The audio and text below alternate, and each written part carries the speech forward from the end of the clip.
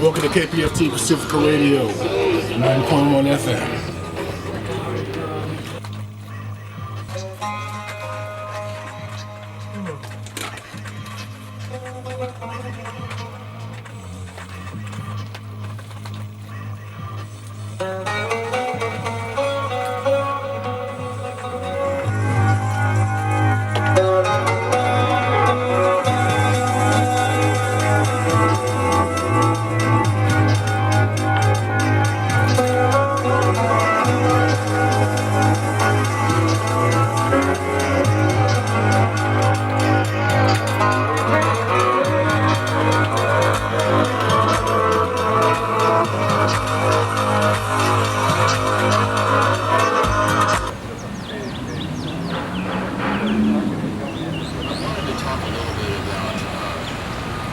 What's going on? 10 seconds. Stand before us with a blank check.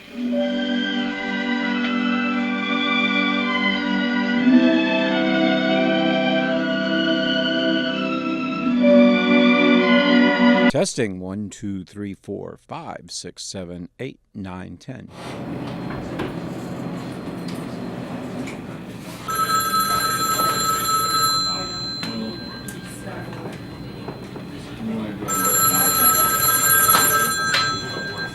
Kpft Radio, this is Basil. How may I help you? She began at an early writing age, and she was always encouraged by her mother. Was a huge impact in her life. So look. Oh, well, thank you. We appreciate that.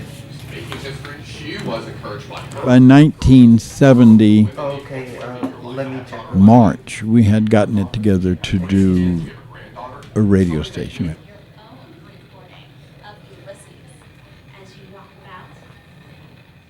The first thing we had to do is build a studio.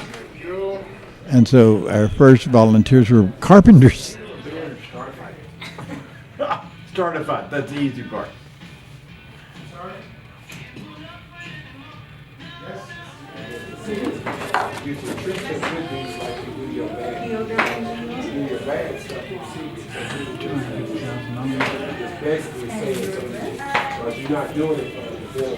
With us, live from the studios of Kpft in the Montrose neighborhood of Houston, Texas.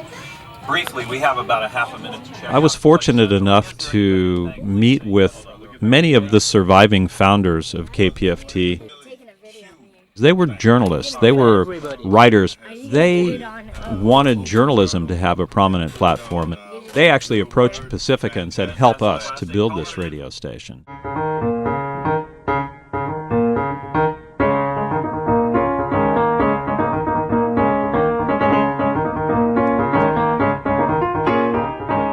Lewis Hill was a Quaker and therefore a pacifist. He had a concept of creating media for other people who did not fit the general mold. He would sell people on the idea of subscribing to this commercial-free, listener-sponsored radio. Thanks for calling Kpft. Can I take your place? All right, let's get your phone. So we went on the air in March of 1970.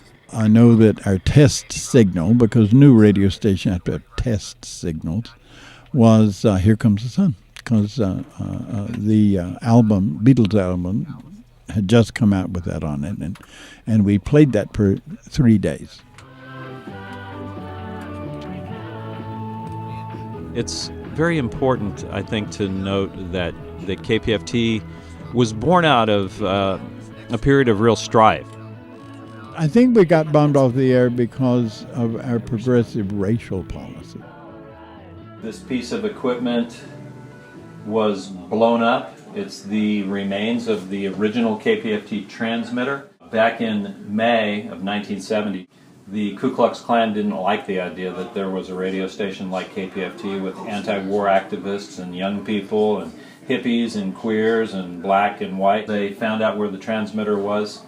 They went out into this field one night and they put dynamite on the side of the building and they blew it up. On June 1st, it came back on the air and broadcast through that summer of 1970. But in October of 1970, They went back out to that same field late one night when the station was off the air, and they strapped 15 sticks of dynamite. It had never happened before in American history that a broadcast facility had been bombed.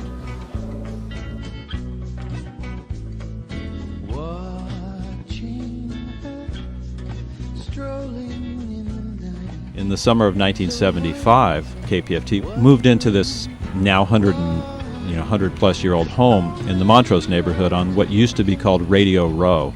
And at the time, there were like 9 radio stations within 2 blocks of this radio station.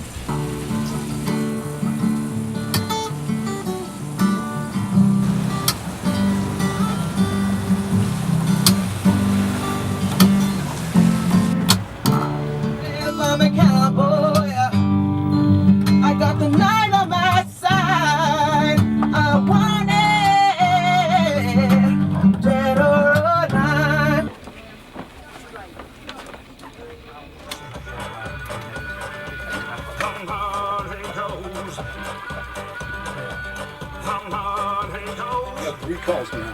3? I got 3 calls on there? Right now? That's kind of what I do with the music I play today, is kind of tell stories.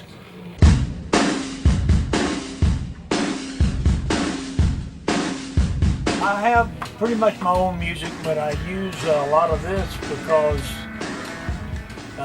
it's in such good alphabetical order.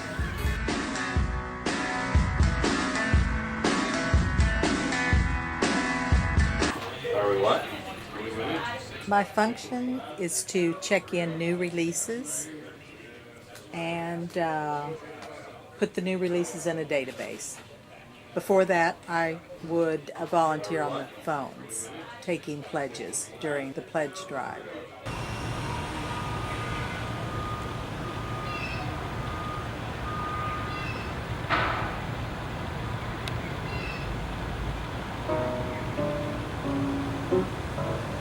Artist Lyle Levitt, the very first radio station on which he appeared was KPFT. Steve Earle, the very first radio station on which he appeared was KPFT.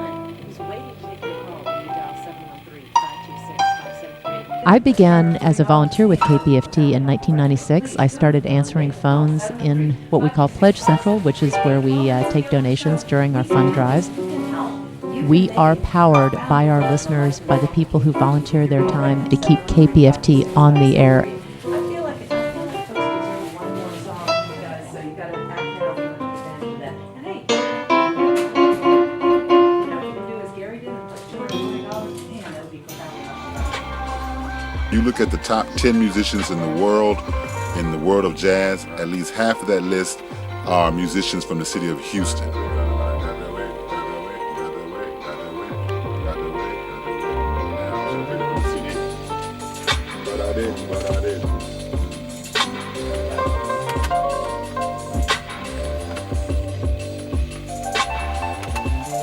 And the Houston Jazz Spotlight is a very unique show. It focuses on the Houston jazz scene solely. Come on, so we can talk about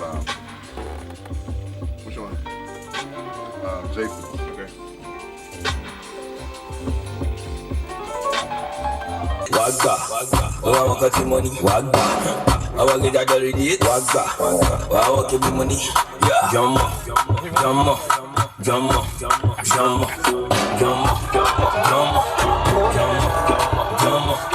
Afrobeat has come a long way. The legendary Fela Kuti started it in the 80s. The new generation now took it to the next level. 100 years of delay have passed since President Lincoln freed the slaves, yet their heirs, their grandsons, are not fully free. This speech was right after they had forced black students, African American students, or the term at that time was Negro students, into the University of Alabama. And Kennedy basically was decrying the kind of life that he understood African Americans to live. Kennedy said, we cannot assign these attitudes or actions to a specific part of the country. And Malcolm X once said, anything south of the Canadian border is the U.S. South. You know, basically, when you keep people down, for so long, they will rebel. And that's what he was saying.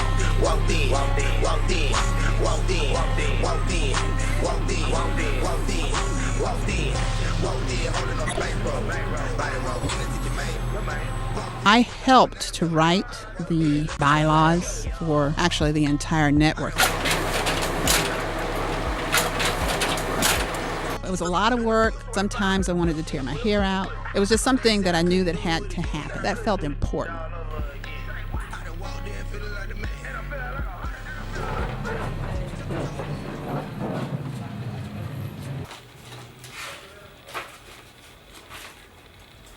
When you start looking at radios and televisions, you have resistors, but you also have transformers. We should lean toward being transformers rather than just being resistors.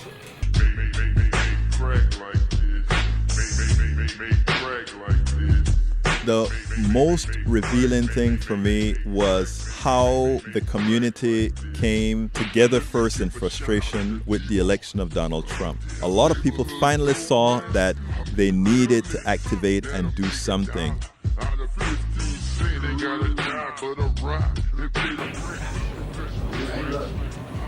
You might have a point there.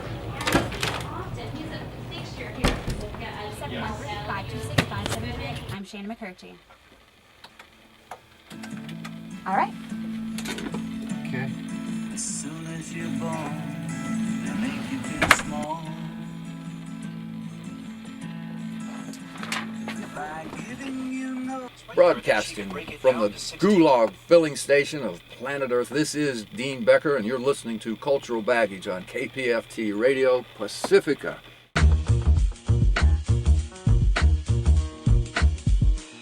KPFT has done an amazing job in 47 years of being a voice to the voiceless, being a voice for many communities in the entire Houston community. It takes all of us to keep KPFT going, just as it's been doing for 47 years. It's not been from corporate contributions, it's not from government contributions, it's from you, it's from our listeners, it's from our community, and it's the only way we're going to stay here. And that's who I think about you reaching out there, the young woman out there who just need some advice. They need someone they can trust that they can call.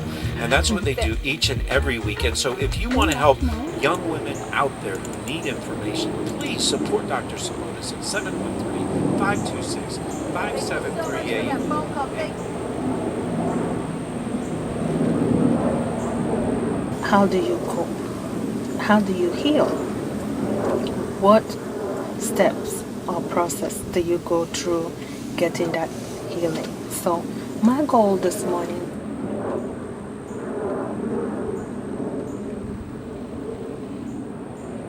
I'm always interested in visiting with people who survived challenging childhoods or who are helping others to do that.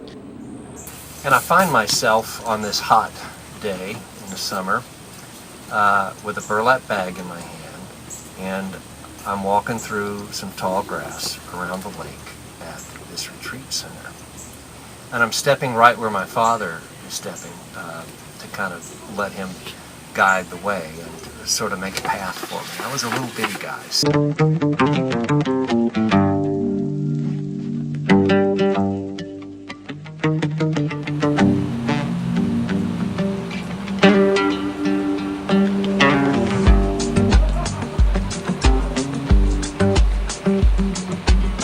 Families didn't have access to telephones that they could reach inmates. Inmates couldn't call out on the telephone. I realized that could be translated into radio. Hey, Jedediah. Hey, baby, I love you, and I hope you've had a good week, and our little one's been sick. All is good here. We've had a nice week with my sister-in-law being here to keep Mom company. She heads back to Arizona tomorrow. Hi, everybody. Here's a shout-out for my son, Johnny, at the Polanski unit. I just wanted to call in to let you know, to tell you that I love you very much. I'm glad we got to talk today. So happy I got to see you last week. I just want to tell you that I love you. Know that I love you always, always. And so that's what I wanted to tell you, and just to tell you and everybody, all the guys who've been here.